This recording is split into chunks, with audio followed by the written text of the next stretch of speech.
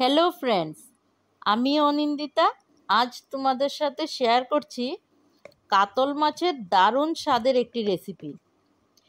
মাছগুলি ভালো করে ধুয়ে নিয়েছি। এখন হলুদ নুন মাখিয়ে কিছুক্ষণ রেখে দেব। তেলটা গরম হয়ে গেছে। একটা একটা করে মাছগুলি দিয়ে দেব, দিয়ে ভালো করে ভেজে তুলে নেব। মাছগুলি লাল করে ভেজে তুলে নেব। যতক্ষণে মাছগুলি ভাজা হচ্ছে একটা পেস্ট বানিয়ে নেব। পেঁয়াজ, টমেটো, কাঁচা লঙ্কা, আদা, জিরা, সর্ষা সব একসাথে দিয়ে একটা পেস্ট বানিয়ে নেব।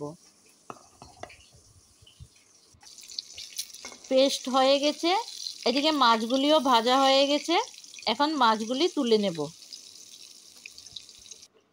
তেলে পেঁয়াজ কুচি দিয়ে দেব। পেঁয়াজ কুচিটা ভালো করে ভেজে নেব লাল করে। এখন পেস্টটা দিয়ে দেব, দিয়ে ভালো করে মশলাটা কষিয়ে নেব। কাঁচা গন্ধটা চলে যাবে। লাল লঙ্কা গুঁড়া আর হলুদ গুঁড়া দিয়ে দেব, দিয়ে ভালো করে আবারও কষিয়ে নেব। হয়ে গেছে কষানো। এখন জল দিয়ে দেব। দারুণ স্বাদের হয় কাতল মাছের এই রেসিপিটা। একবার তোমরা বানিয়ে খেয়ে দেখবে। ঝোলটা ফুটে উঠেছে। এখন মাছগুলি দিয়ে দেব।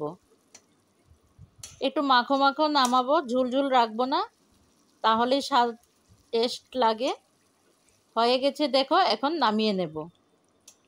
দারুণ স্বাদের কাতল মাছের এই রেসিপিটা তোমরা একবার বানিয়ে ট্রাই করবে। দারুণ স্বাদের।